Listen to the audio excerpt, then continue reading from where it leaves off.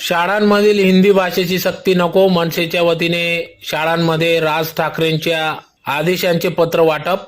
याबाबत वृत्त असे की धुळे जिल्ह्यातील धुळे शहरातील सर्वच शाळांमध्ये आज मनसेच्या वतीने मनसे संस्थापक अध्यक्ष राज ठाकरे यांच्या आदेशाने हिंदी भाषेला विरोध करण्यात आला असून हिंदी भाषा सक्ती नको असे आशयाचे पत्र राज ठाकरे यांच्या स्वाक्षरीचे पत्र प्रत्येक शाळेत जाऊन या ठिकाणी मनसेच्या वतीने देण्यात आले।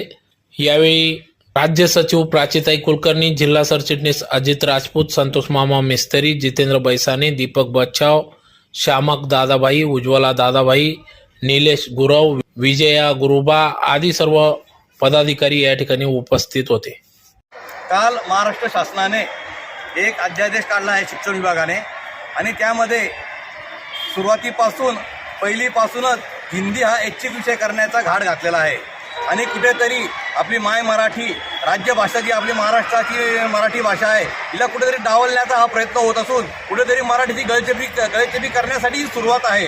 सन्माननीय राजसाहेब ठाकरे आणि महाराष्ट्र नवनिर्माण सेना याने ह्या घटनेचा आणि ह्या GRचा तीव्र शब्दात विरोध केलेला आहे। सन्माननीय राजसाहेब यांनी काल पत्रकार परिषद घेऊन आपलं स्पष्ट मत याबाबत विशद केलेलं असून आम्हा सर्व मनसे सैनिकांना साहेबांनी आदेश दिलेले आहेत की आपण धुळ्यातील प्रत्येक शाळांमध्ये जाऊन आपण माझं जे पत्र आहे सन्माननीय राजसाहेबांनी पत्र पाठवलेलं आहे ते पत्र त्यांनी मुख्याध्यापकांना द्यायला सांगितलेलं आहे आणि कुठेतरी मुख्याध्यापकांनी यावर विचार करून त्यांनी आपला अभिप्राय शासनाकडे मांडायचा आहे।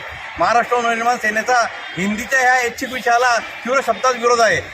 हिंदी आणि कुठली तिसरी भाषा हा पूर्ण भारतात कुठेच नाही आहे, इव्हन गुजरातमध्ये सुद्धा नाही आहे, फक्त महाराष्ट्रात इतका तो कुठेतरी महाराष्ट्राच्या मनसेला आणि मराठी माणसाला कुठेतरी दाबायचा प्रयत्न हा होत आहे आणि ही बाब मनसे महाराष्ट्र नवनिर्माण सेना कधी खपवून घेणार नाही।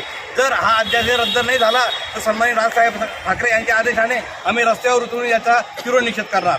जय हिंद।